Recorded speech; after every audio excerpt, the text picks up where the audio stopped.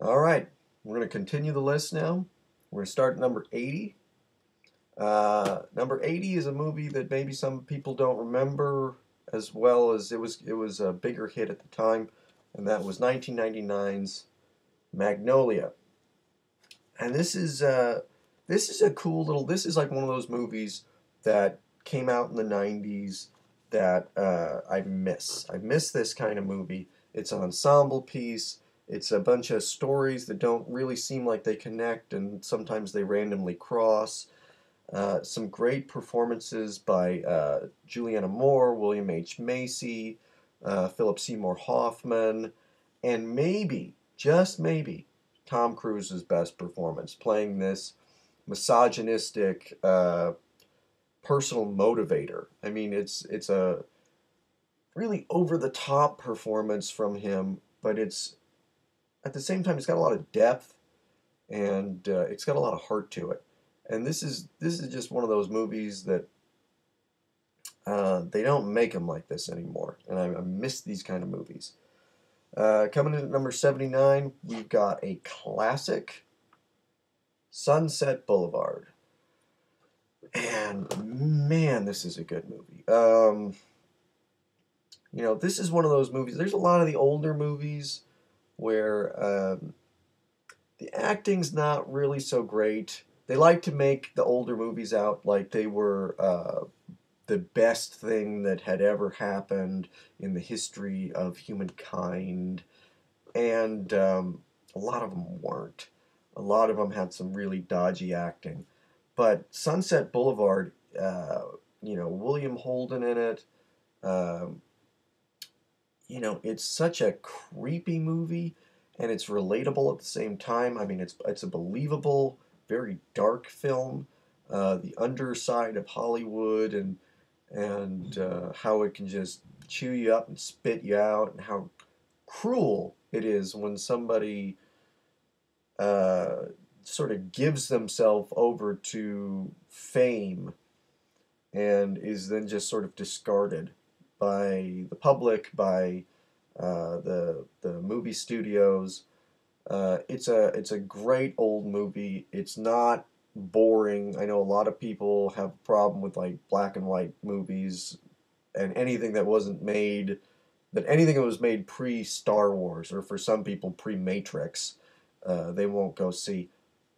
Sunset Boulevard is worth it.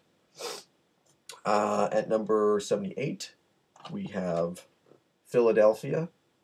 Uh, Maybe Tom Hanks' best performance, maybe Denzel Washington's best performance. Denzel Washington, I'm going to take, everybody talks about Tom Hanks. Denzel is the one I want to talk about for this movie. We all know the story. Tom Hanks has AIDS. He's a lawyer.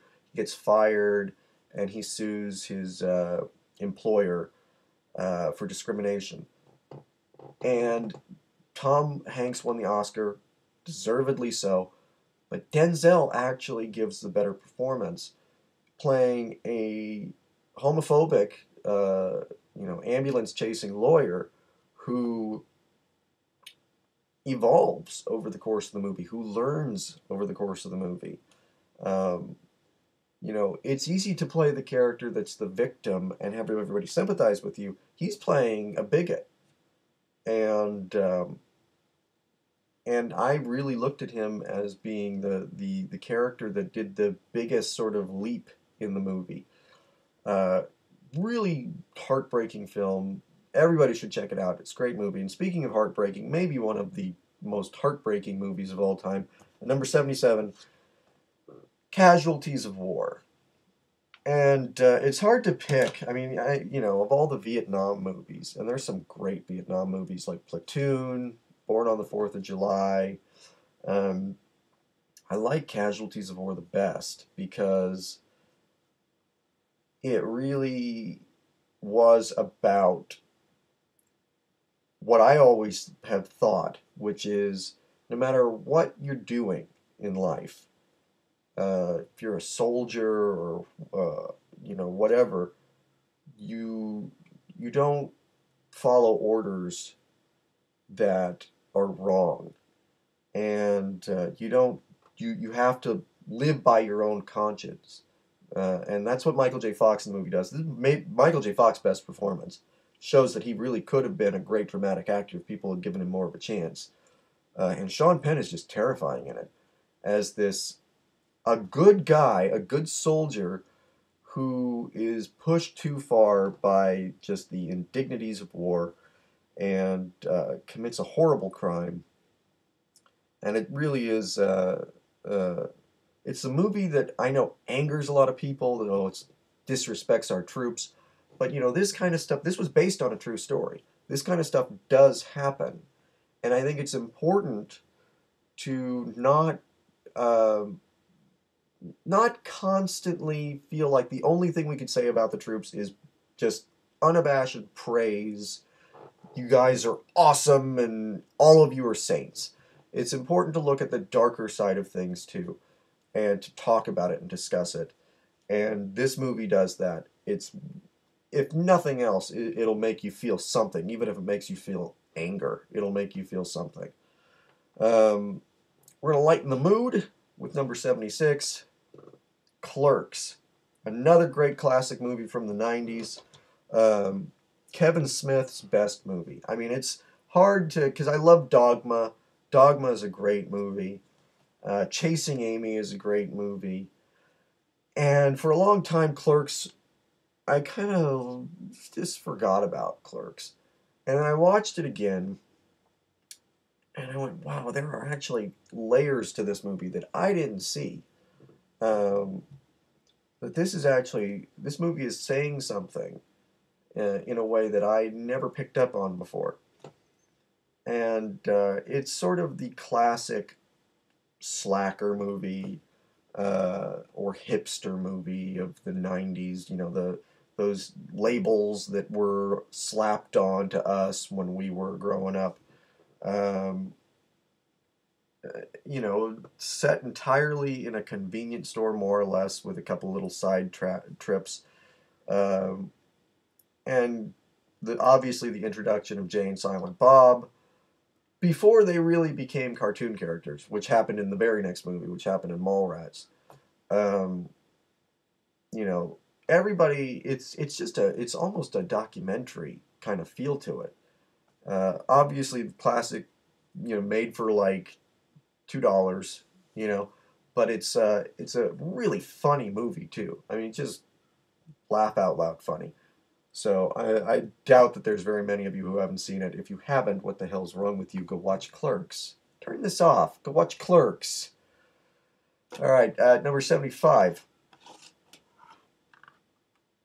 Oh yeah, Shining. Uh, this movie actually gives me a headache, and I mean that actually in a good way. It is so psychologically damaging to watch this movie. This movie is a violation. It gets in your head. It messes with you. And I mean that as praise. I mean, that's what a horror movie should do. It's, uh, Jack Nicholson at his most Jack Nicholson. Stanley Kubrick at his most terrifying. Just, he'd always been creepy. HAL 9000 and, Alex DeLarge. And, there was always the creepy side to Kubrick. This is where it just explodes. And I know people are divided. If you like the book, you don't necessarily like the movie. I like the movie better. I think, they did the remake in the 90s that Stephen King made sure was exactly like the book. It kind of sucked. It wasn't that great. This is the one you should watch. This is a horror classic. This is absolutely horror 101. Must watch this movie. Now with number 74, we're going to cheat, and this is going to happen sometimes, and you're going to deal with it, okay?